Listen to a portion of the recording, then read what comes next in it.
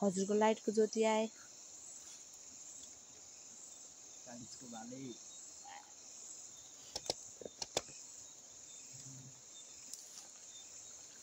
कहाँ लागेछ? घाँटीमा कालिजको सेतो भाले चिप्पीको भाले कस्तो हुन्छ कालिजको भाले थाहा कस्तो हुन्छ कालिजको भाले।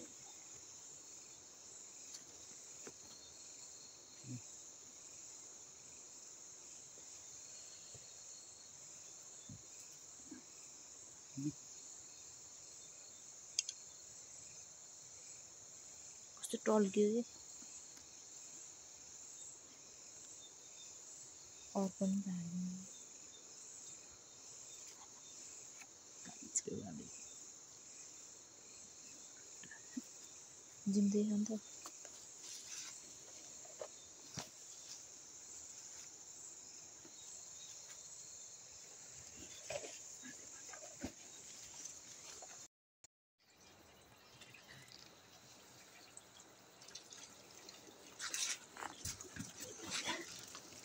हैरान भयो के बारे?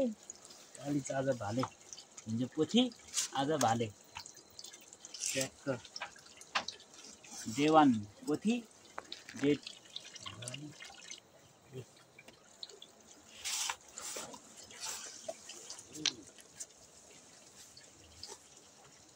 भाले कस्तो हुन्छ बुढो भाले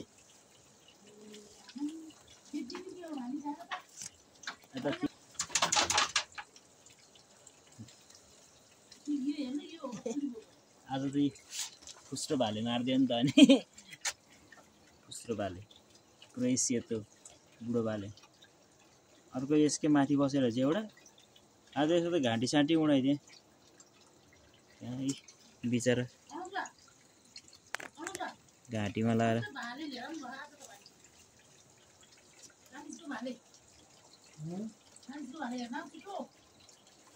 ओ मामा हेर न यहाँ ए भाले कालिजको भाले हिजो पोथी आज भाले बुढो भाले ठ्याक्कै।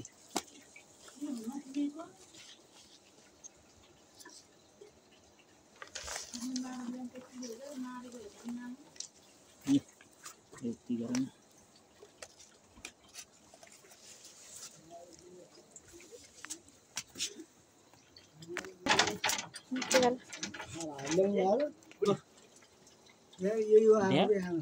भाले भनेको त यो पनि पर्यो फेरि ल तिहार्नु त नि अब मरेपछि। नमस्ते रकी यता नमस्ते गर नमस्ते भयो भयो नमस्ते गर नमस्ते ओ भयो भयो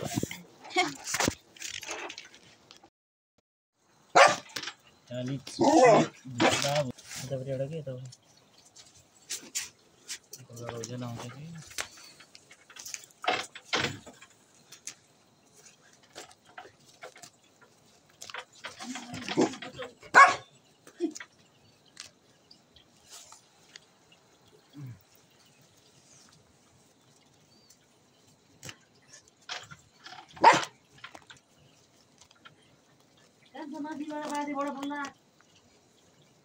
पुछार हेर त यस्तै गर्छ यसले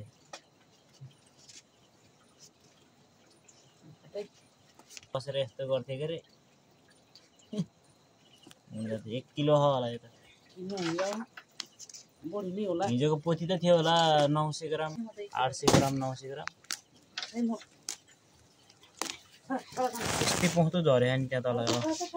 तर अस्ति हानेको भाले त कुहियो होला कि अब भाले बाँकी भएको त यहाँ कतिवटा र अब त यो सुध 3टा हो अब यो एउटा मर्यो अब 2टा मात्रै।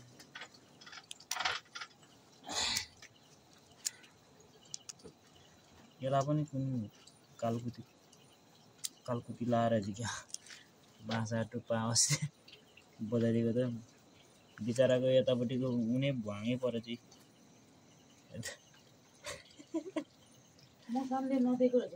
भ्याट नत्र भने त्यत्रो मैले कम मारिसकेँ बाजेसँग गएर बसेको बिस्तार तान्नु बाजेसँग बुस्से बुस्से रहेछ फेरि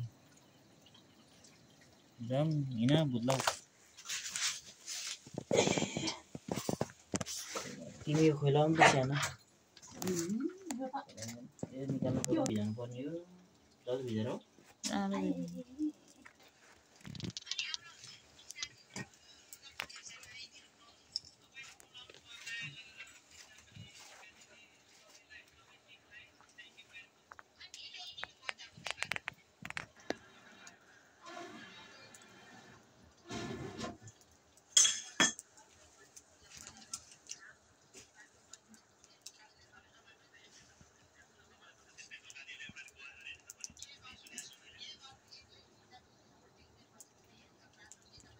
तपाईँको चाहिँ कहिले पनि भुल्यो भने पनि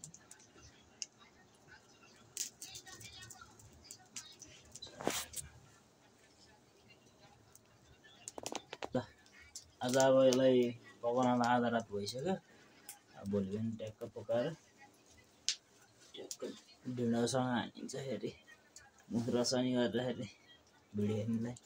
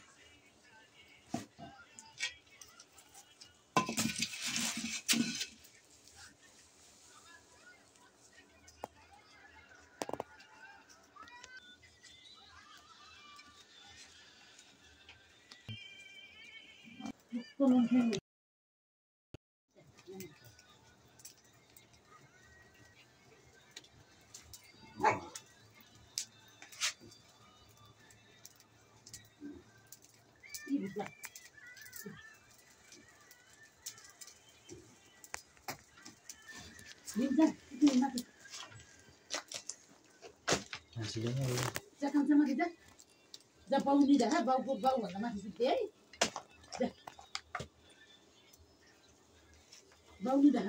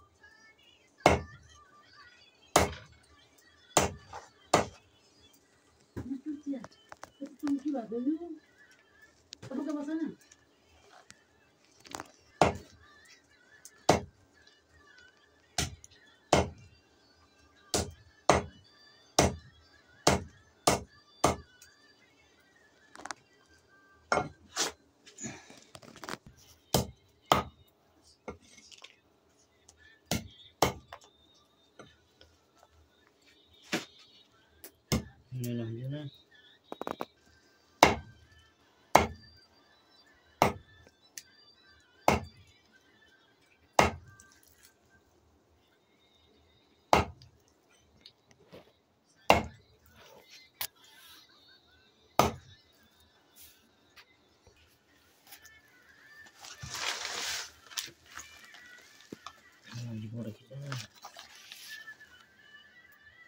कालिजको मासु यति हुँदो रहेछ कालिजको मासु किलोले काट्दाखेरि चाहिँ अलिकति नपुग्दो रहेछ 1 किलो नत्र त पुग्थ्यो होला भुत्दै गयो त 1 किलो अलि छैन